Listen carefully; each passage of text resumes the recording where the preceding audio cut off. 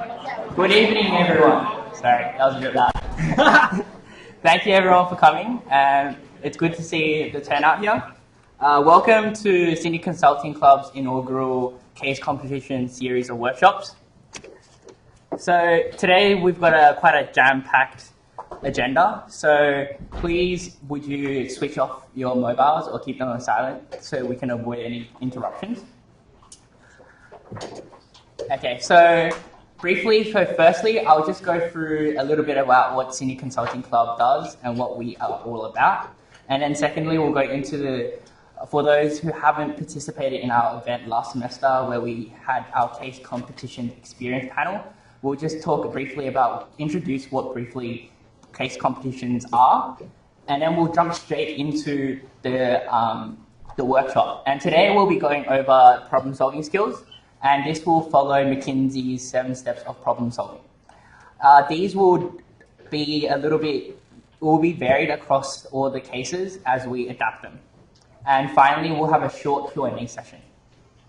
Now, feel free to ask any questions about joining Sydney Consulting Club and anything about consulting with any of our members, executives.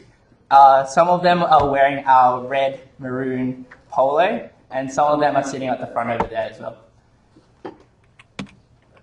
So just a little bit about SCC. We started in 2014, and we went under a period of rebranding in last year. And this year we're trying to really promote some international case competitions and also bring in new sponsorships for all the students at Sydney University. So our vision is to be the launching platform for future consultants. And how we do this is through our case workshops, our case competitions, and our networking events.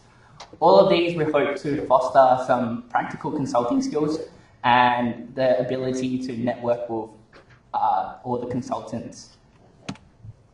So for all those who are wondering, what differentiates Sydney Consulting Club to the other societies at university? Well, firstly, we focus more on short-term case studies, whilst Business 1 and 180 Degrees does a semester-long commitment. We also focus on helping you achieve those practical consulting skills, whilst in those societies, you'll be more implementing them in a client basis. So now, without further ado, I'd like to introduce our speaker for today. And he's currently in his 4th year of Bachelor of Commerce and Law degree with multiple experiences in domestic and international case competitions. Please give a round of applause to Rudy. Testing. Can we all hear me? All good? No? So yeah, thank you, Jonathan. So as Jonathan mentioned, we've got a really packed schedule, but if you want to ask questions, feel free to fire away. I might shut you down though halfway because we've just got a lot to get through, and then at the end, just make sure you ask it in the Q&A session. So we'll get rid of that. So firstly, we need to know why we do case competitions or what they are. So out of curiosity, who doesn't know what a case competition is? It's fine. Oh, everyone knows. Okay, good. All right. Who has done a competition before? Okay, cool. That's good. Good to hear. And who came here because they want to make sure that they go further than what they did last time in the case competition?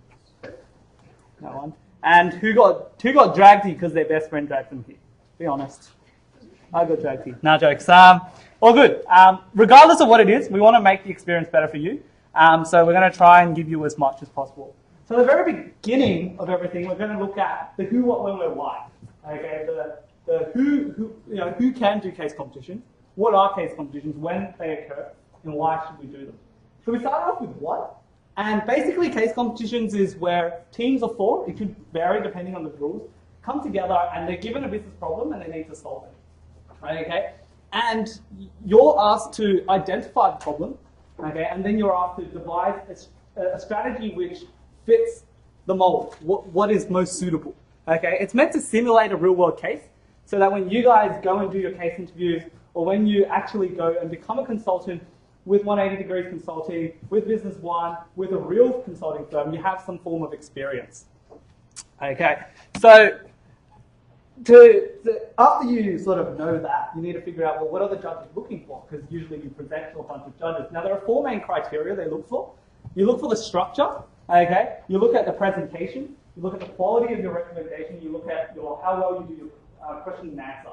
So, first of all, structure, they're looking at whether or not you can put out a good story, whether or not you synthesize your ideas. Okay, the quality of your recommendation is looking at how strong your analysis is and whether it fits what you've analysed the problems are, and then as a result, is your solution the right one.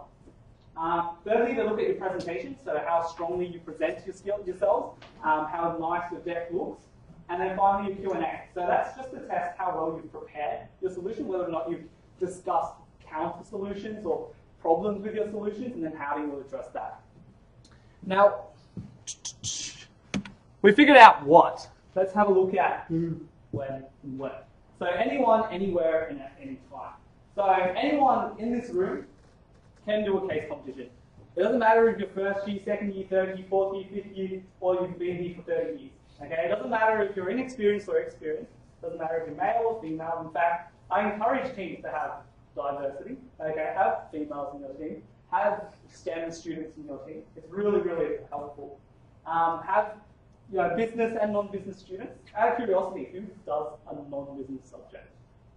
Cool, that's awesome. Okay. In my team, when we went and did MCCC, I had a project management engineering student and an ComEndo student, and I was the only Com Law student. And then, yeah, so it actually works better. Case competitions are held all around the world, domestic and international. So you guys will be focusing on the domestic ones, and we've got some up here. So you've got the EY and subs one, which is coming up, I think, in 2 weeks' time. You've got FMAA's Management Consulting Case Competition, which occurs annually. I'm pretty sure we're going to do it. And for all of you guys who are who are penultimate students, ATCONI is running an assessment day. And part of their assessment day is actually a case challenge. So you come together for 5 hours and you crack a case in front of them. And depending on how you perform, that's how they decide whether or not you get an interview. So that's why we think it's really important to know how to do some case competitions and figure it out. So we've done who, we've done what, we've done where, we've done when. So let's do the why. Okay, well there are 3 main reasons.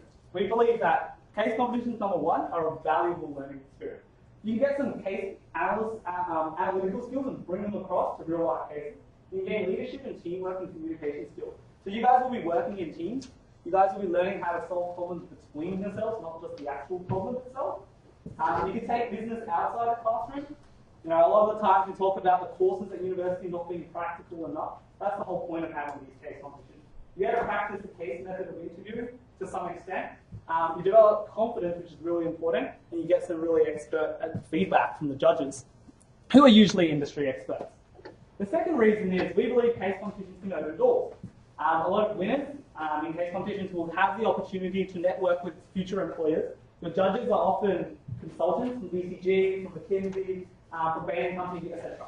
Okay, and it's a really, really big stepping stone for you to get that job or to get that connection. And finally, you can build your resume. It's always nice to have case competition, winner, 20, whatever. Okay. And finally, case competitions are rewarding. Okay, you get to do stuff with your classmates. Hopefully you have some. And you also get to win cash if you pick the right competitions and have fun by having pizza at like 2 a.m. at night trying to smash out a deck. So, we've done all the who, what, when, where, why. The big question, the how, the reason why you guys are here. How do you go about case competitions? So case competitions, to figure out how you go about them, you need to understand what case competitions involve. So there are 5 main parts: understanding, analysis, strategy, pitch book, and the pitch. So when you're talking about understanding, we're looking at how much do you understand the business, how much do you understand the industry, and how much do you understand the macro environment. Often the questions will actually start from there. For example, if you had a business that was an ice cream store and they were selling, mass production of ice cream, and you tell them, my strategy for you is to close down all your stores. Literally, they will look at you and be like, what the heck are you thinking? Do you know what I'm doing? Do you know that I am a business that is looking for mass expansion? So that's why it's really important to know what the business wants, and you try and create a strategy that will help that business, but also align with those views. Industry You know, for example, the industry is collapsing. You know, you need to tell them, okay, the industry is collapsing, it's time to move to another industry. You need to pivot your strategy. Again, it requires you to understand the industry. The macro environment is just a good indication of what the cycle is going to look like. Analysis, so after you perform, you know, understand the business and stuff, you need to start to figure out what the actual problem is, and this is where your analysis comes in. You can use issue trees, MEC, all sorts of things to figure out the problem with the business. Now, following that, you can then apply your strategy, which you think is most aligned with what needs to be fixed. Now, we say the solution number one needs to be pragmatic. Okay, don't go ahead and tell the business to go build a spaceship. Not everyone's Elon Musk. Okay, so that's why you need to figure out what's pragmatic, then go about it creatively, and then financially it's feasible. Following that, you need to make a really nice pitch book. We'll go through that in the future workshops, and finally, a really, really good pitch, which again we will also address in our series of workshops. So, knowing that these are the 5 main parts, we can then go ahead and disseminate that, okay, there are 5 parts to solving the case. So the first part is to actually do some research, which we will briefly touch on. Okay, and then you need to problem solve. You need to solve the issues at hand. Then you need to perform your analyses. Okay, so figure out whether or not your strategy fits well, and then you make the difficulty your pitch. Okay, very, very sort of self-explanatory. It leads on from the previous slide. So I guess this is an introduction to problem solving, and as Jonathan mentioned, we do adopt McKinsey's 7 steps to problem solving. Now, one of the most important things I need to mention is that we aren't McKinsey consultants, okay? We're not here to say that this is exactly what McKinsey does. What we actually say is that when we solve problem solving, when we solve cases, this is how we go about it, and we found that McKinsey's 7 steps to problem solving has fit us the best, okay? So we will be adapting it to a case that we have decided to use, and you will get to see the case as well. And obviously, the content about what the 7 steps are is McKinsey, but how we've adopted it is not McKinsey's view. Okay, so I just thought I'd let you guys know that first. So every time you approach a case competition, someone sort of sends you a case, and you need to look at it and you need to figure out, this case is not easy or hard. Okay. Usually, regardless of whether you're working or if you're doing a case competition, it can be difficult because it traverses different industries. You need to know about different industries and also different fields. So for example, you could be asked questions in human resources, accounting, finance, marketing, strategic direction, supply chain, and that's why it's really important to have diversity in your team. Okay? It's really important to have that engineer, because that engineer might actually be able to tell you, this is how you cut costs. Whereas if you're a commerce student, you can only tell me to cut costs, but you can't tell me how to do it. Okay? Sometimes, the client might not give you a clear picture. And so that's where we come in, and you need to start. So just to give you an example of the fact that there are many different types of cases. So this is our first case. So last year, in the FMAA Management Consulting Case Competition, there was a case in Scroll. Okay, Scroll Ice Cream was a store which was created by an A.T. Carney alumni. His name was Sam Caro, and he started this wonderful Scroll ice cream. So you literally just scroll the ice cream, like Thai Scroll ice cream. And the business took off, but the problem was, after about a year of business, the gimmick was gone, okay? And they said, well, we're not getting any business both in winter and in summer. What are we going to do about that? At the same time, they wanted to expand the business. They identified that Chadstone, which was a massive shopping mall, was a really high, big, really awesome opportunity, but they didn't have the money to go do it. And so the question for us was to figure out how we can fix that profitability, and then where they can get this money from to expand. Our second case today is another airline. Is an airline, actually. And what we see is that, you guys already know what it's about.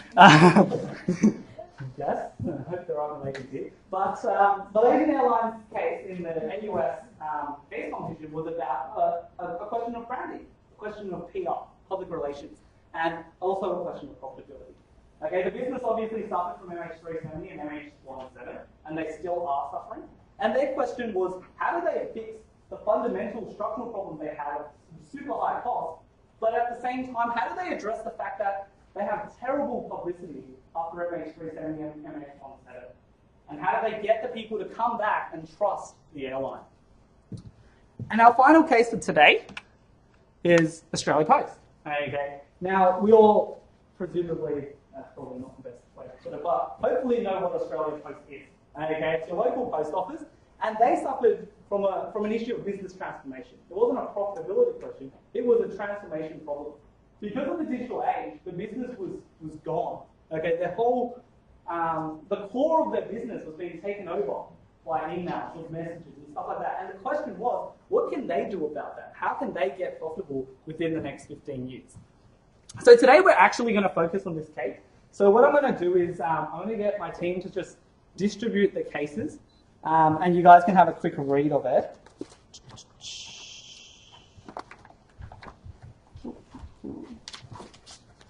We don't have enough to go around, so maybe... so what I'll do is... Let me see.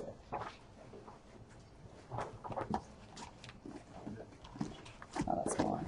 I know why. So we don't have enough to go around. So what I encourage you guys to do is to share. Hopefully you guys know how to share. There are some appendices in there. Just don't give them the appendices yet.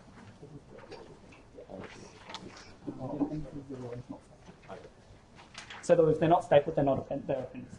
Oh, no.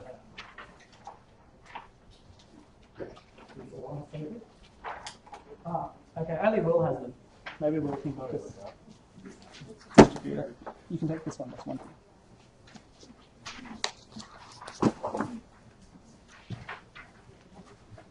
So while Will does that for me, so the case is pretty long, admittedly, and we've sort of like made it more succinct. So you can read this one, and that will give you a vague idea of what you're after.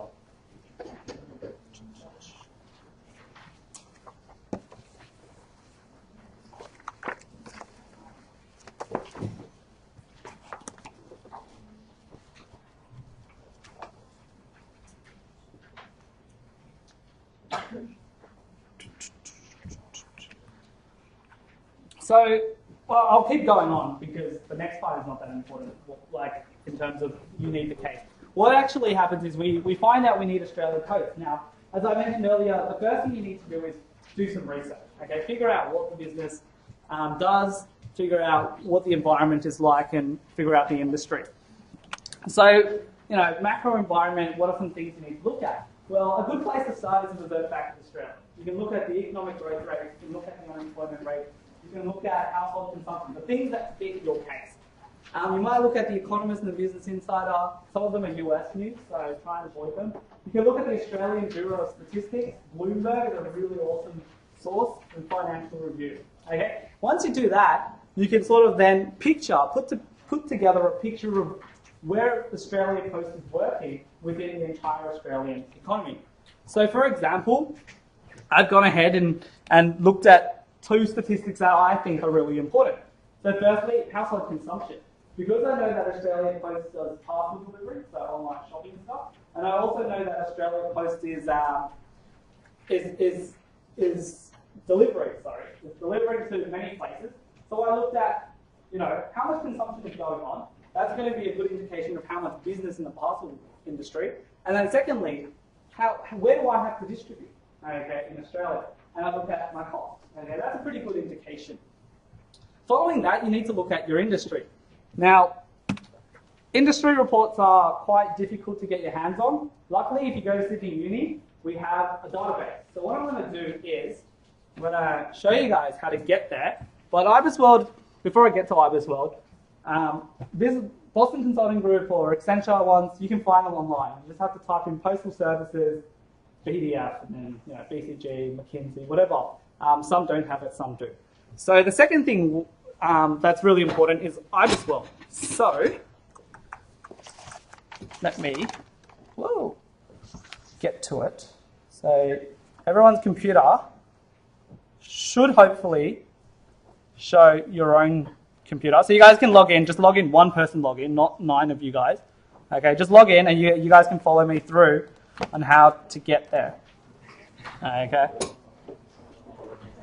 And if it's already logged in, you can just use someone else's internet.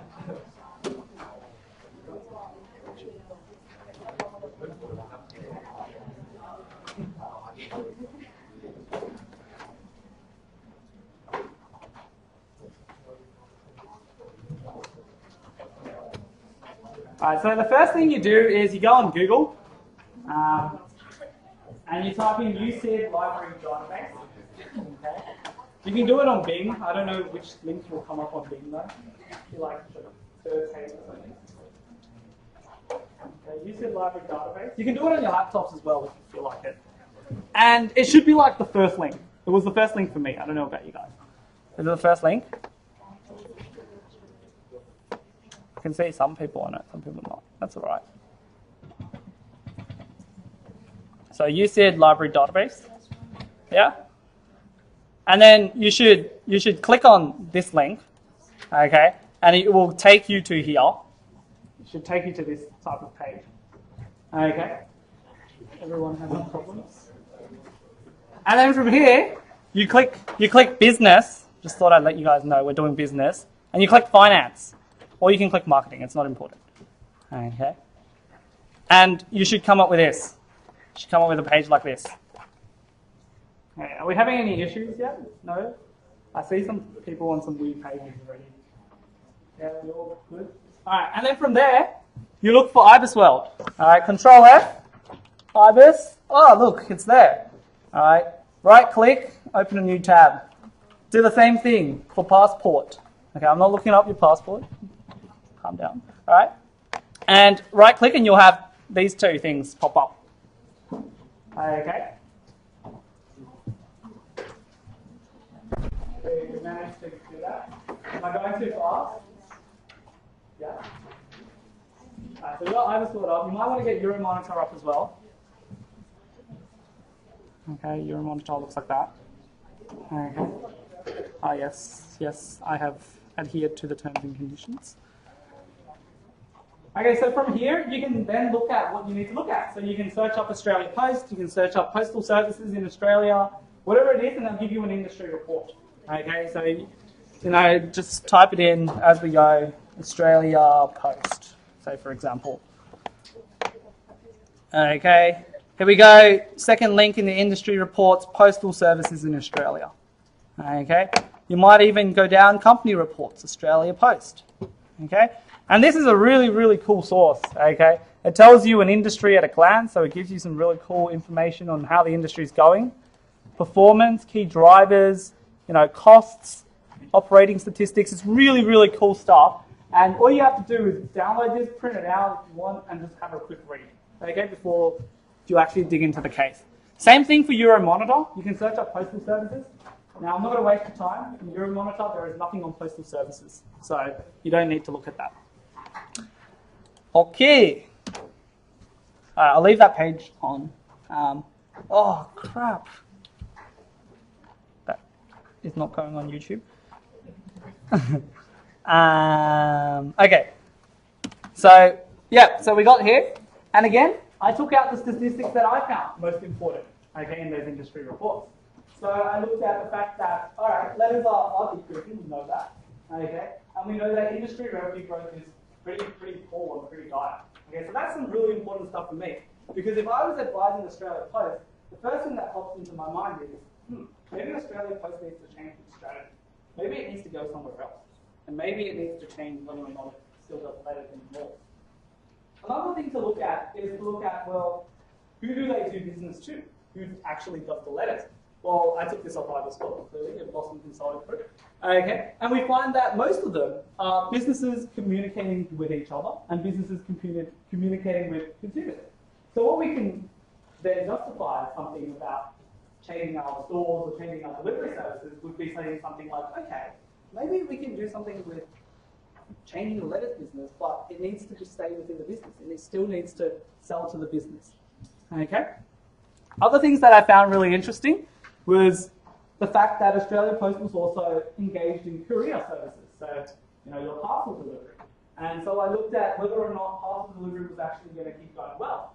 And originally, I thought, yeah, 100%, okay? Parcel businesses are going to keep going really well. But then I looked at the data and I said, wait a minute, it actually isn't. We've got negative growth consecutively for the next 10 years. Okay, well maybe my strategy is not to just expand, but I actually have to beat my competitors. Okay, and thirdly, I looked at some demand from business processes outsourcing. That's basically businesses saying, I don't want to do this bit anymore. Australia Post can do it for me. Okay, so that's some interesting data to take into account. After you understand the industry, you need to understand the business. You need to know, okay, what does the business do? Who do they serve? And why do they do what they do? Now, there are different ways to get to that. The best way, I think, to start is to look at the IBIS Law document because it's less intimidating and sometimes it's already in the case brief. Okay? Second thing you would look at is the financial report because you want to figure out whether or not the problem is coming out of the finances. You can see it visually. Okay, and then thirdly, you might look at some other things associated with the business, how much they charge, what are the places that they deliver to. So, annual report, you can just Google annual report. I summarised it. Okay, I figured out that Australia Post, which you can see in your document of the case. Okay, Australia Post operates in three main businesses. It does letters, it does parcels, and it does retail. Okay. And I've also pulled out the most important things from each part. Okay, I've said, okay, well, the letters business is suffering from a structural decline. What that means is that business needs to close as soon as possible. The second thing I found is that, in the retail businesses, they were also getting destroyed by the foot traffic, lack of foot traffic due to the digital disruption. And the third thing was that even though the parcel business benefited, I remember from the last slide that this might not be long term. Okay, and so that's what I had. That's what I had down. Another thing I also noted was certain things related to the business. I found out that Australia Post had what we call a community service obligation. Now I'm going to come to that at the end when we actually try and solve the problem. But the community service obligation basically said that Australia Post had to keep delivering letters, and I was like, oh, okay. Well, my original plan to close the business might not work. Okay.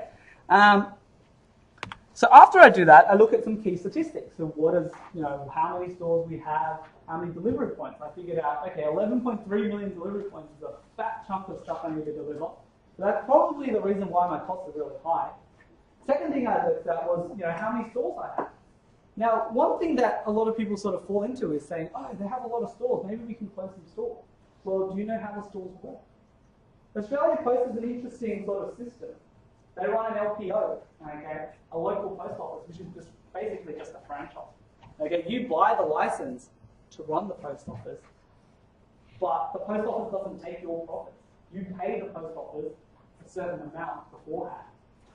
You pay for postal for postages and things like that. And then you actually run the Australia Post local post office.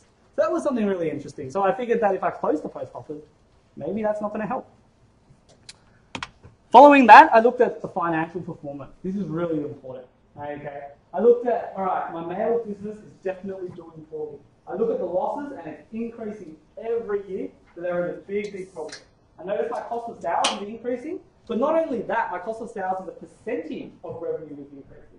So what I'm saying is that not only are my costs increasing, but I found that these costs increasing are not justified by my increased revenue. So maybe something has to happen to my parcel business so that I can actually maintain a lower level of cost of sales and percentage of revenue.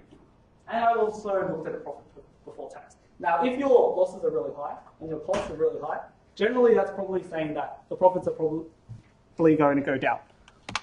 Okay, so now that we've done most of the research, it's really interesting. Every time I change a slide, it does that. Let's do that. Oh no, let's do that.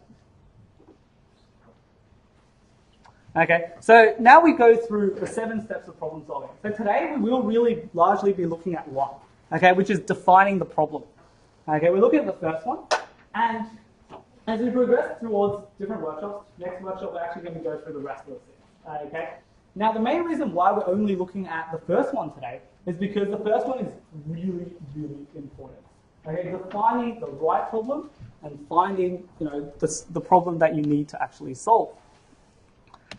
So, the first thing you need to, well, the only thing I think you should take out of today's thing, okay, if you get nothing out of this workshop, the one thing that I hope you guys can get is the fact that defining the problem is critical to your success. Okay, you need to solve a problem for a client, right? Now, if you're not figuring out what the problem is, you're not solving anything. Okay, and you can't deliver client impact if you don't understand or get the definition of the problem across to your client. Now, I've got a really nice quote here by Albert Einstein, and I only took it because of the 55 minutes part. But he says that in an hour, if I was told to save the world, I would spend 55 minutes figuring out what the problem was and 5 minutes figuring out what the solution is. Now, what I'm not telling you guys to do is go home, when you get a case competition for 7 days, spend 6 days figuring out the problem. Okay, that's not what I'm telling you. But what I'm telling you is think about the problem, spend some time figuring out what the problem is before you try and dive into the solution. So you might ask, well, why would I do that? That doesn't make any intuitive sense. Well, I'll try and explain it to you. Okay, the first thing why you need to define a problem is if you don't have a problem, you can't have a solution. Okay, it's really tempting, and I've been culpable of it as well, with just skipping this step. And there are, abundance of reasons why you think you will skip it. The first one is, I think I already know what the problem is. Okay, or two, the client's already told me a reasonably good problem. I don't need to sort of go in and figure out exactly what the problem is. Okay, but the best problem solvers actually spend time and go, wait a minute, is that problem question given to me good? And if it's not given to me, what can I get out of this stuff that they've given me to find what the problem is? Okay, so one thing, again, to drill out is that you need to make sure you figure out what the problem is. Now, if you figure out the wrong problem, you'll get the wrong solution. Okay, so if you look at your left, okay, in scenario 1, we have, hey Sarah, I'm always feeling tired and lethargic during study, what should I do? And Sarah jumps to the conclusion and goes, well, maybe you just haven't had enough sleep. Have you had enough sleep? And he goes, oh crap, I've slept like 9 hours a day. And she goes, oh, maybe that's not the solution. See, that's what we do generally. We jump straight to the solution and try and figure out what, how we can solve it.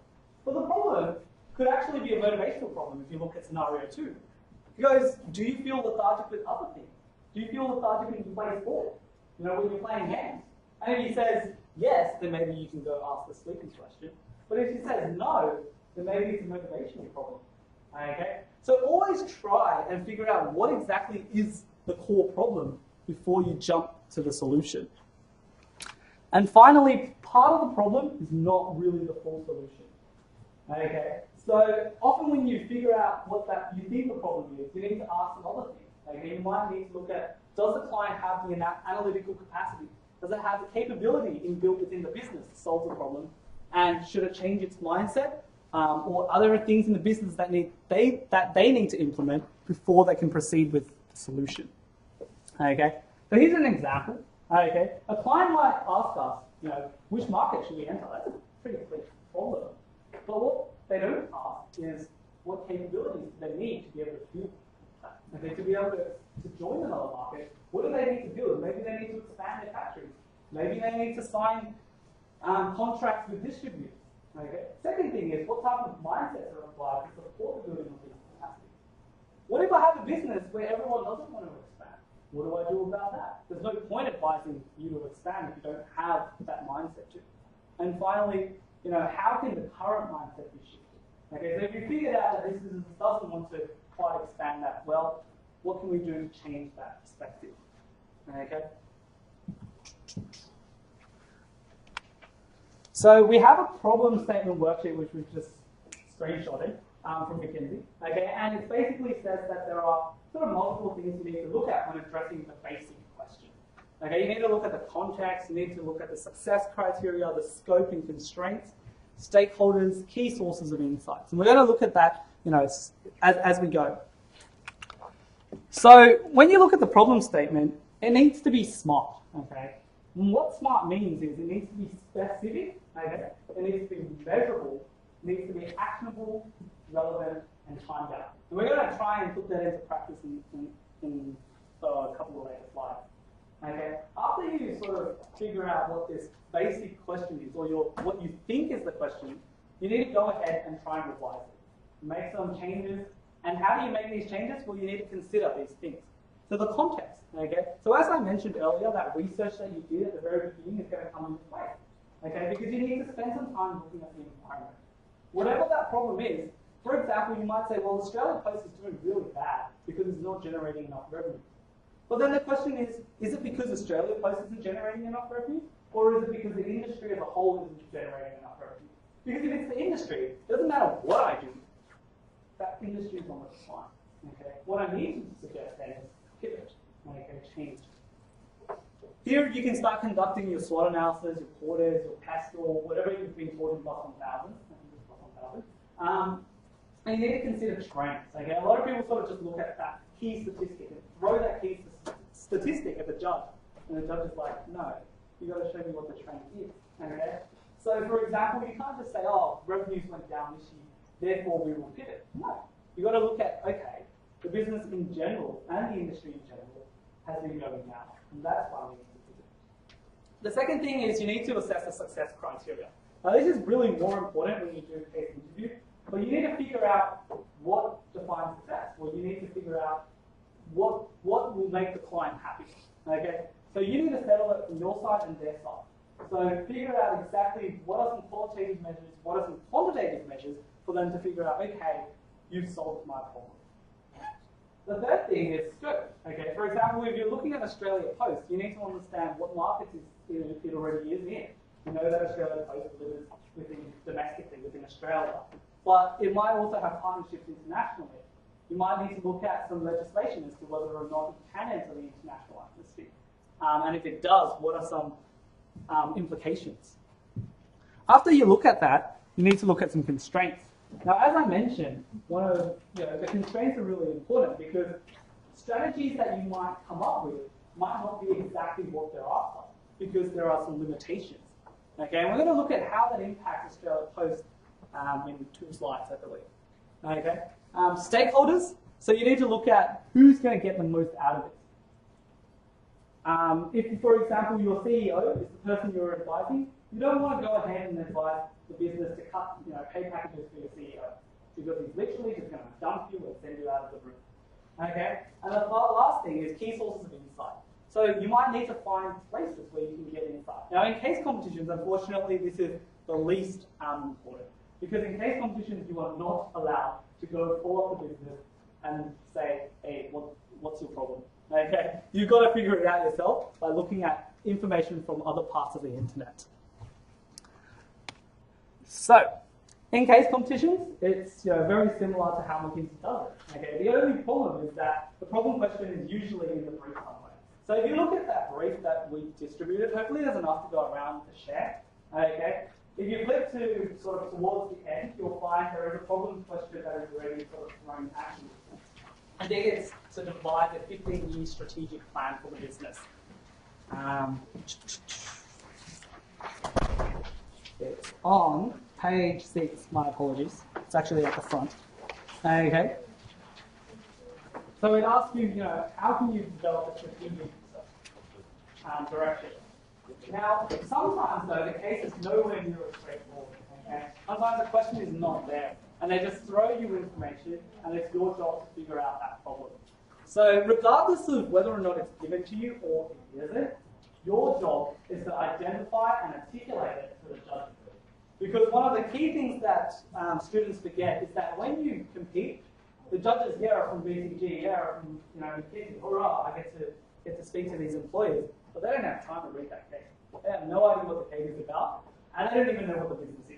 Okay, so it's your job to tell them what the actual problem is, and so they go, okay, that is the problem you're trying to solve. Now, general tips, some general tips. You need to make sure that you get your pen to paper as quickly as possible. A lot of people sort of spend a long time brainstorming what the problem is. Just write it down first. It's like your essay, right? The introduction is always really hard to write, but if you don't start, you're going nowhere. Pick opportunity, okay? Sometimes the problem lies in the opportunity, in the fact that they're not taking the opportunity that the industry is offering. Okay? Be thorough in your analysis. Always try to get to the bottom of the problem. Don't skim the surface and let it go. Capture the hypotheses as you go. As I mentioned, you will develop one hypothesis or a problem question at the very beginning, but you're actually going to keep revising that and changing it as you go. You consider the context, you consider other things, and you go, okay, this is what the problem question might actually look like. We validate as problem solving progresses. Okay? So when you keep figuring out the solution, you might go, oh, there might be other parts of the problem that we have to solve. And finally, and most importantly, first. Okay? I think, again, the most important thing to get out of this workshop is never, ever skip this step of defining the problem. So what we're going to do is, before we get to Australia, please, we're going to do a quick example. Okay?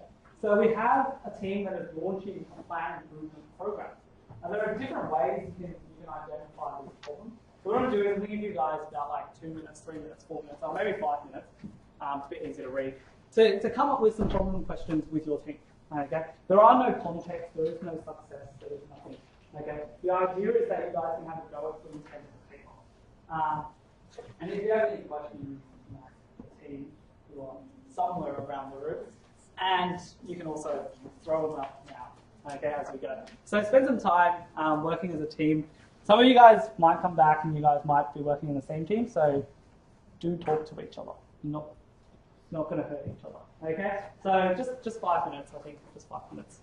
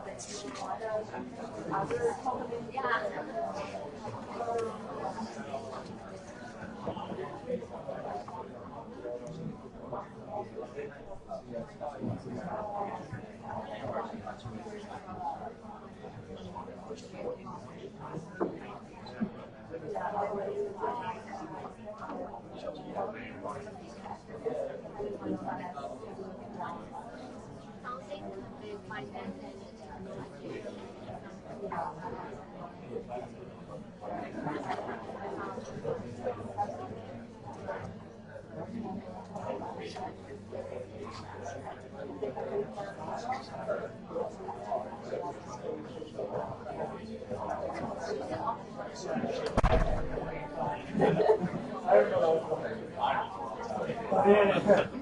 Thank you. Yeah, go for it. Text out. Make sure it texts out.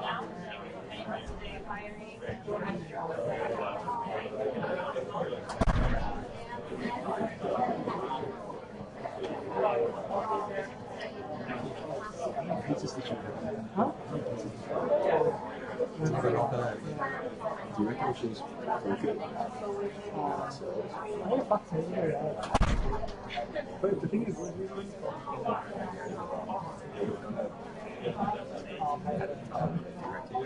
you want to, Do you reckon it's nice? we can, but like, I'll have to negotiate and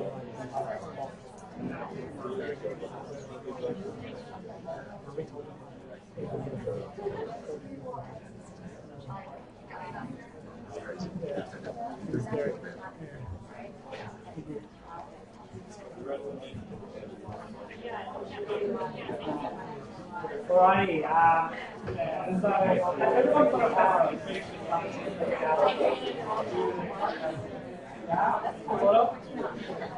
Did we get any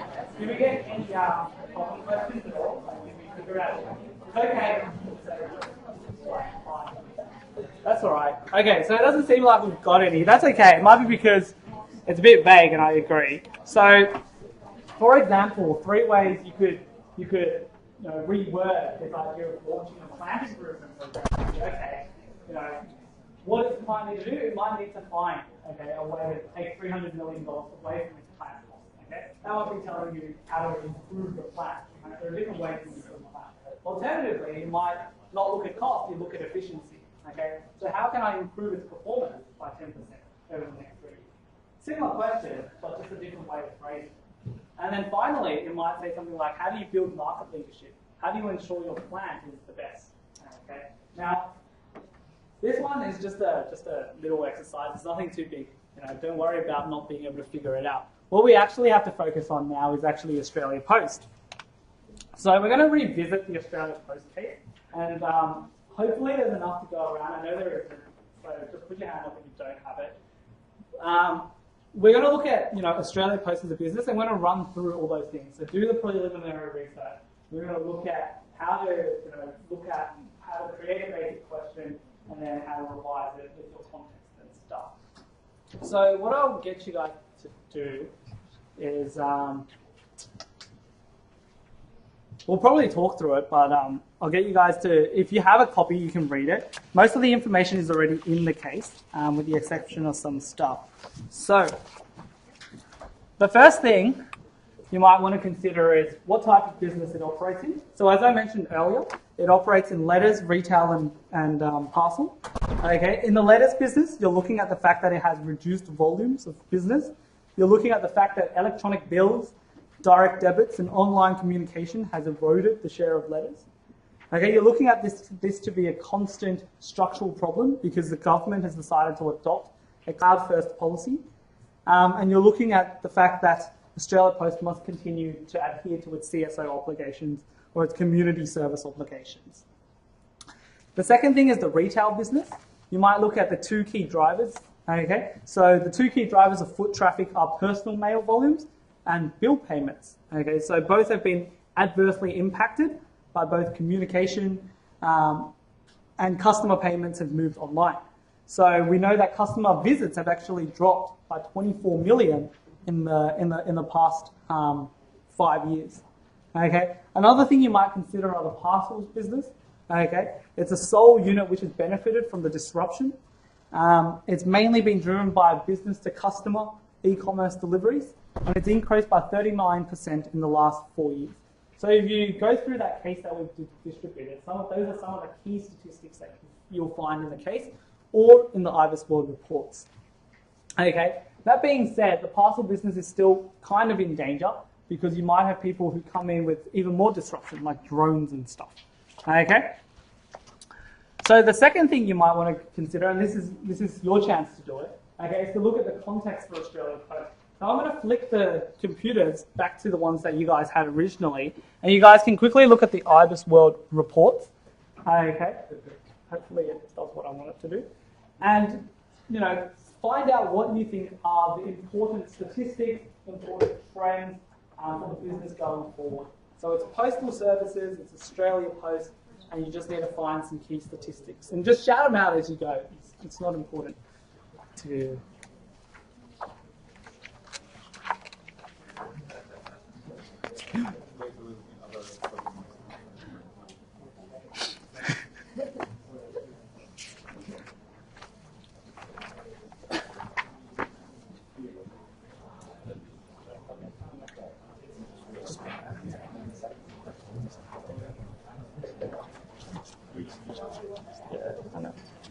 Do you want to keep out the dependencies so they'll have links to where to look for stuff?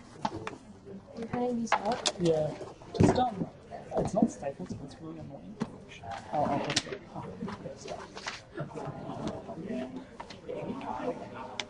Page 10. Yes, from there. Page 3.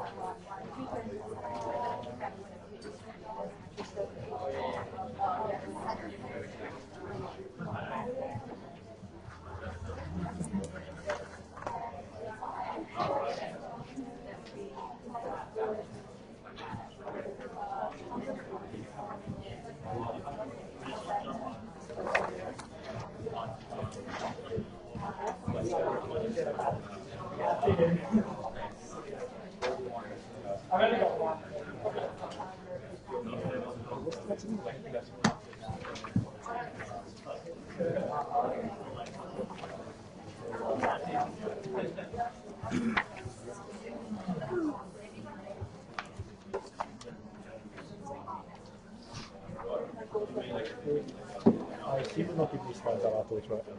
I assume we're not giving out these slides afterwards, right? I have like 3 people asking me, like, I can ask, but like, no. I'm not posting on YouTube. Depends on how the logistics go. I'm doing a fucking, Careful, bro. I'm doing a fucking music Bro, time. I'm fucking tired. I'm not even doing. Not like code out. Just give it the code out afterwards. I'm not even getting that. I can't because I have well, maybe next week because I have like. You're too old. No, I'm not even. It's dead. Who's the person? It's like someone in your year. Yeah, but they're doing it on a weekday. Yeah, I know. It's on Thursday as well. There were 200 people going to it that time. Oh, who's the person? Andrew Heath, you know, City Boys. What's it got to do with Oh, it? you know him? He Oh, had a he's birthday you then. last night, right? Yeah, what? He had a birthday party last night. No, it's Oh, tonight. it's tonight? Yeah. Oh, okay. Yeah, I'm Oh, pretty you're tired. about it? Might not go. I just right. Go. Maybe walk around and see. Really like only price one. Professional services is okay. Like, financial services, that's the IBs. Professional services is all accounting firms. Oh, okay. So which I know it goes. Well, not that, like, in the cloud circuit pretty well. But also, subtle giving me the slides to do it. Very simple. I know. Obviously not.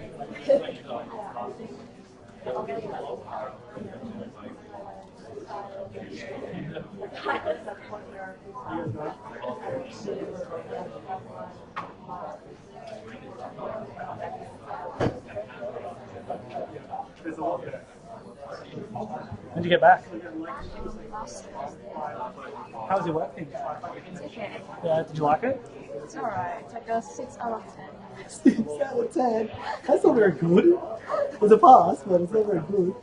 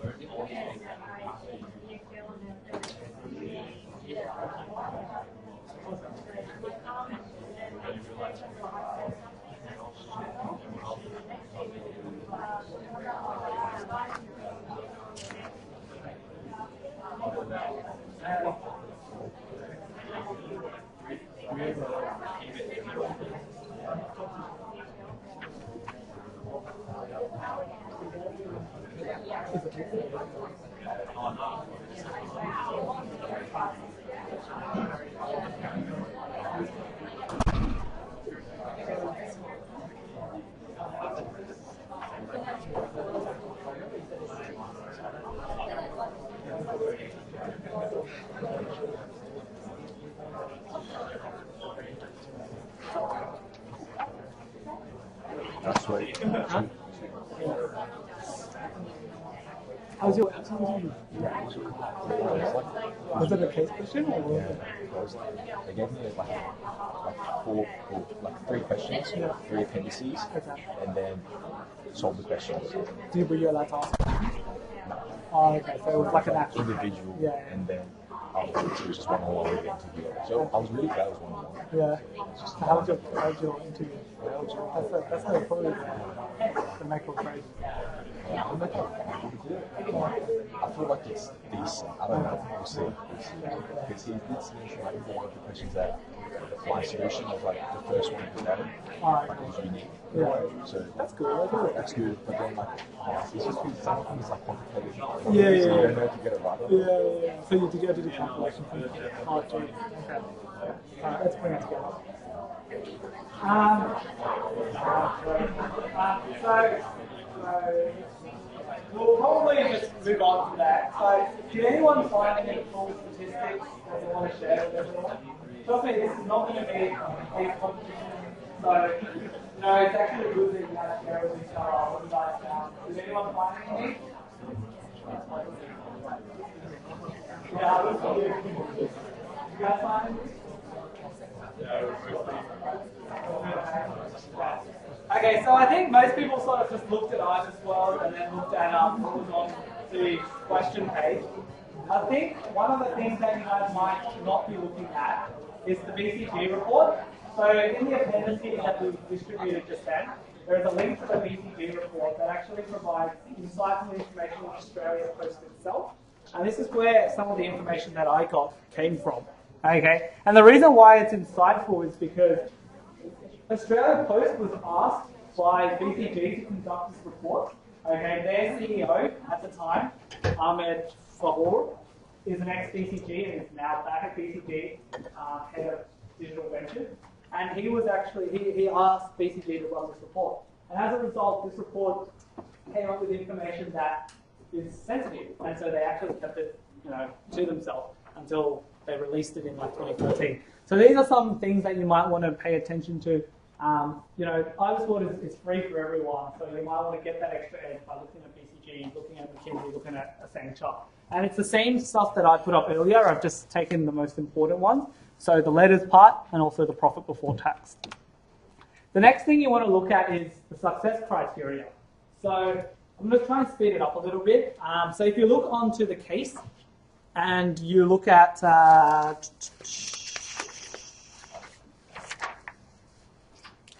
think it's, I don't have a thing on me. I think it's like towards page 6. You'll see that there are a bunch of objectives that Australia Post needs to meet. Okay. Those objectives are essentially your success criteria.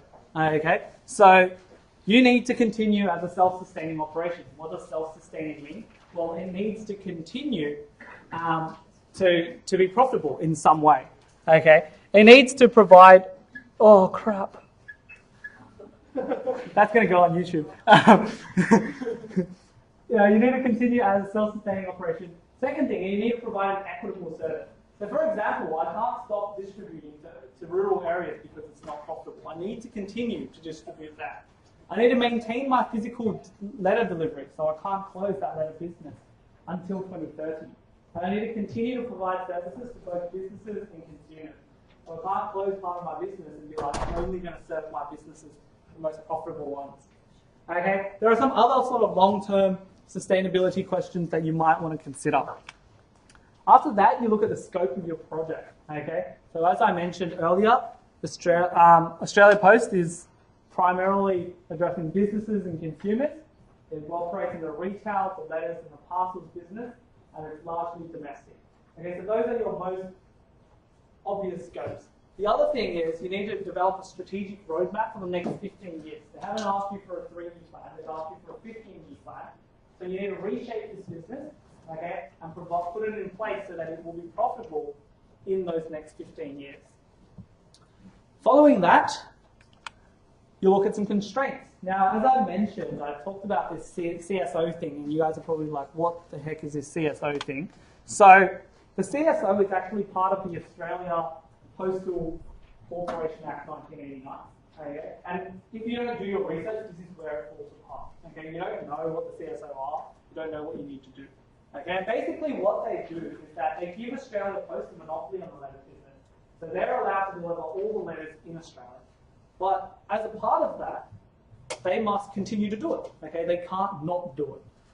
And they have these things that they need to adhere to, which are those CSOs. So for example, they need to service 98% of all delivery points every single day. That's why that postman comes every day. Okay, and they need to, on top of that, distributes 99.7% of all delivery points of the service at least 2 days a week. Okay. It is continue to deliver at least 94% of all reserved service letters within prescribed timeframes, and you need to maintain at least 10,000 street posting boxes. So if you're trying to close down those boxes, you might need to rethink that strategy. You might look at the key stakeholders. So as I mentioned, you really want to know who the most important people are. Number one, Ahmed Fahul, your CEO. You don't want to tell them the wrong thing. Secondly, you need to consider taxpayers, because when Australia Post is not profitable, the people who pay for it are your taxpayers. You and I, well, not quite yet, but soon, us. Okay? And also the government. Okay? The government will get, because they're the primary shareholder in the business, they actually get 75% of all the profits as part of dividends. So that's something that you want to bear in mind. You might also look at key sources of insight, so where you might find that a government official, which probably won't be able to access unless you guys fund it. Australia Post executives and team, as well as some case studies. And this is where that BCG report came into play, because they actually did research on other postal services. Now, if I look at postal services in, say, for example, London, it's probably not that applicable. What I want to look at is a country that is very applicable. I might look at what the Canadian Post has done, and they've actually undergone a similar transformation, and I might apply that. Whoops, same slide. And after you do that, you will come up with a basic question. Now, because we have some time left, I'm not going to give you the basic question straight away. But what I'm going to do is I'm going to give you guys some time, about 5-10 minutes. You guys can come up with your own basic question. It's not going to match ours. Okay, that's not the point. You're not trying to get what we got. What you're trying to get is one that is smart. Okay, so specific, measurable, actionable.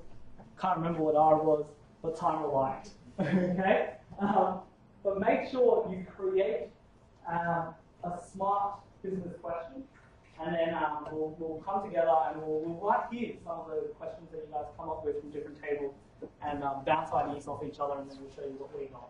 Okay, so go for it, and we're going to bring the pizzas in when they arrive, so don't worry, you guys will have pizzas while you get to work. Okay, so yeah, just spend the next 15-ish minutes doing that.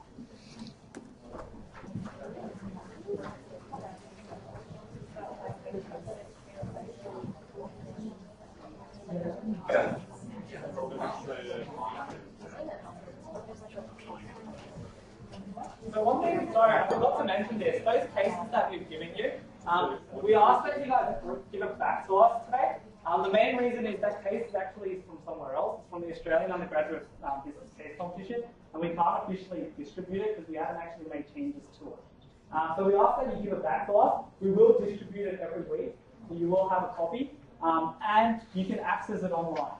Okay, so find Australian Undergraduate Business Case Competition and look for it, but we just can't give it to you guys. Okay, so yeah, just keep holding on to it, and then when you leave, just make sure you give it back to us or leave it on the table.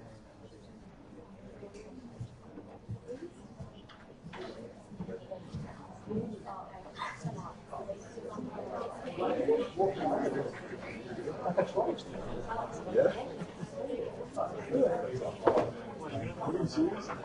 Since when are we here?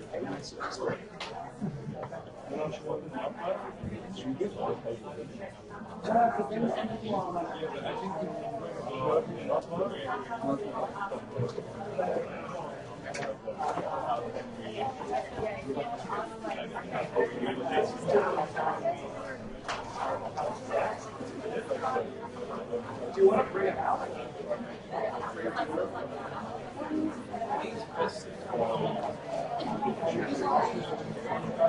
Yeah, that's actually really good.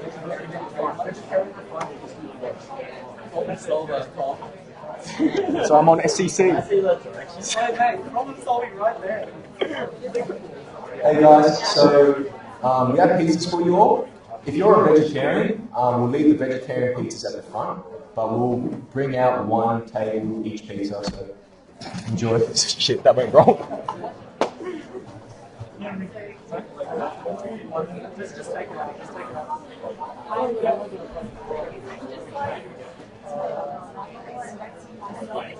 So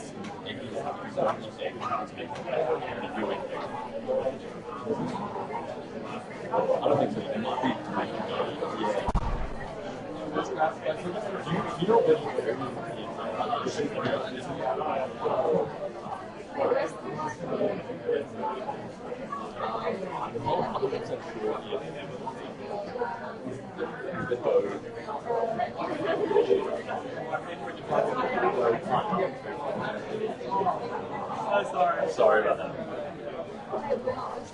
I believe there was a pescatarian here, but this is cheap.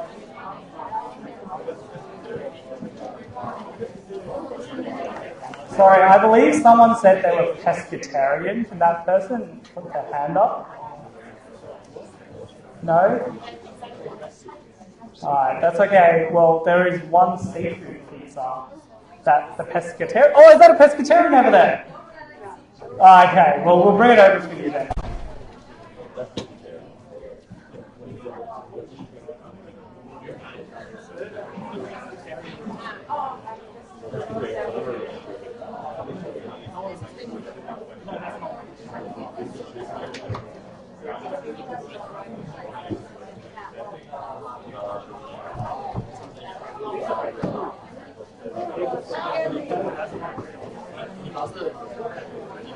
That's definitely...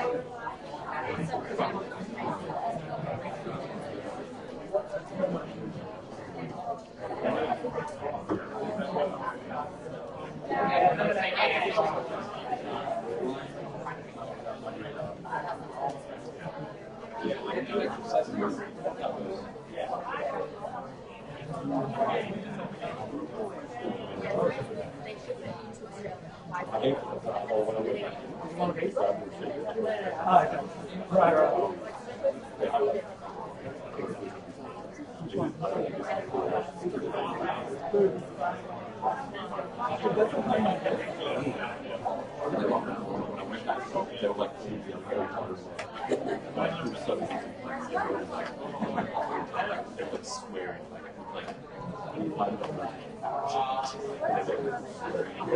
It comes up good for us. Well, no, these guys. But how much do they use? Do we want to put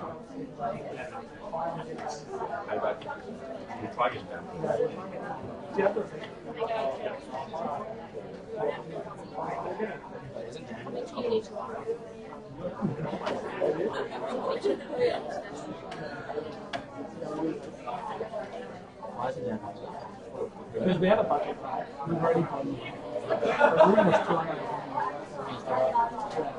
So I might like tell him like he's actually need you took a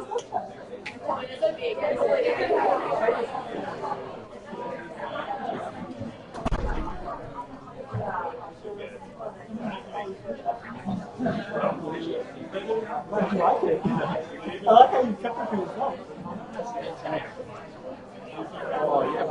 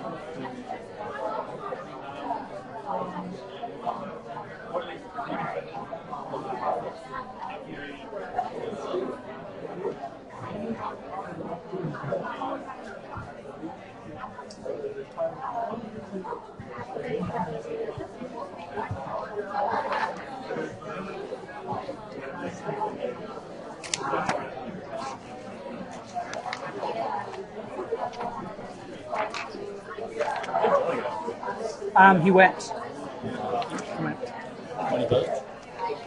Yes. Nearly dreamt of the basic question. That I have not even screened myself. I was just like, Tom, can you write that? Oh, look at it. The one I was asking you for, Yeah? it was like, I couldn't, I just couldn't think of it. Like, I was like, what was the thing we ended up on? Yeah.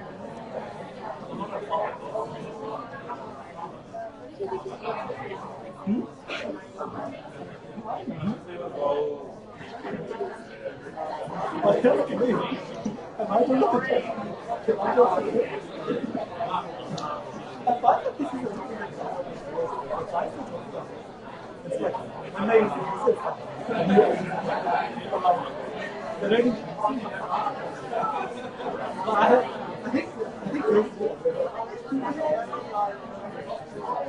I think I should know. I'll ask him tomorrow. Yeah, I'll say it tomorrow. Whoa!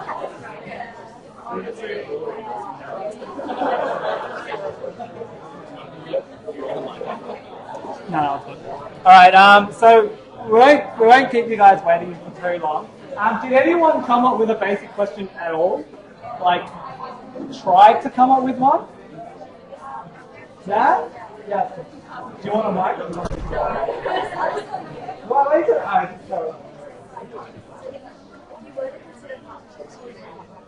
Okay, so the question was, if you were to consider partnerships, would you consider partnerships? Who would you consider partnerships with? That is potentially a basic question. Now, if we look back, however, on the basic question, right, we assess it by SMART. It's definitely actionable. Okay. Something that you might want to consider is whether or not it's time bound. So when do you want this established partnership by? And how are we going to measure it? Well, if we negotiate a new partnership, is it going to bring us more revenue? Okay. So those are some things that you want to add to your question. Any other questions that we came up with? Any SMART questions? No? Everyone just wants to look for an answer? Yeah? Alright, here's the answer. And it's not perfect. Okay? So our question that we came up with was, how can Australia Post sustain 1% increase in profit, so that's our measurable part, over the next 15 years, that's our time part, by increasing revenue, so that's our actionable part, generated from the parcel deliveries at 3% per annum, in line with projected parcel volume growth, to offset losses from declining delivery volume. Okay? It's a really long question. Don't be afraid of writing a long question and then cutting it short later. Because the question, if you need to meet the SMART criteria, is often going to be quite long. Okay? So we're going to leave some other stuff over. Well, I need to quickly go through some other stuff, and then you guys can ask some Q&A. So today we went through defining the problem. Hopefully you got something out of it. The three main things, I guess, is that SCC is awesome. Second thing is defining the problem is really critical for you. And number three, always do some research before you start looking for the problem. Okay, so we're now going to open the floor for any questions. Feel free to fire away. Hopefully people will be around to see your hands up. Just make sure you raise it high so we can try and answer it.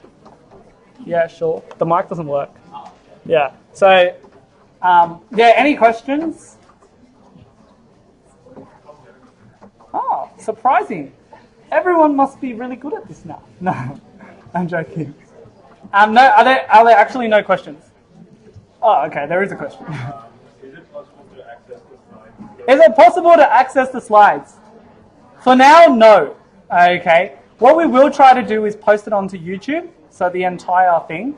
But the main reason why we don't want to distribute the deck is because you guys might copy our deck master slides. But that's the only issue right now. And the other thing is we have copied some stuff from McKinsey that we shouldn't be distributing. Okay, but we will put it on YouTube, so you should be able to access that. Any other questions? Yep. Oh, you first, sorry. Lady in the grey.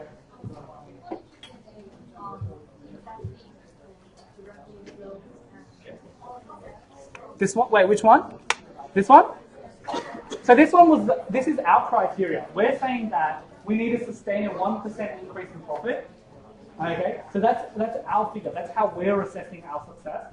Okay, and we're saying that we need to increase to get this 1% increase in profits. We need to increase our parcel deliveries by at least 3%. That's just our criteria. Does that make sense? Yep. Sorry. I was asking also just about the club. Go for it. Is the plan to be doing this each week, going through each of the 7 steps? So we're going to do 5 workshops. The second workshop actually focuses on steps 2 to 7. The third workshop focuses on financials. So for those of you guys who aren't doing finance, how to get that Excel going. Okay. Fourth week, we're going to look at the PowerPoint. You're going to get decks that kind of look like this, probably look better than this. Okay. And then finally, pitch, how you can work on the pitching, the Q&A. What are some typical questions they might ask? Does that answer your question? Yep. Cool. Any other questions? No?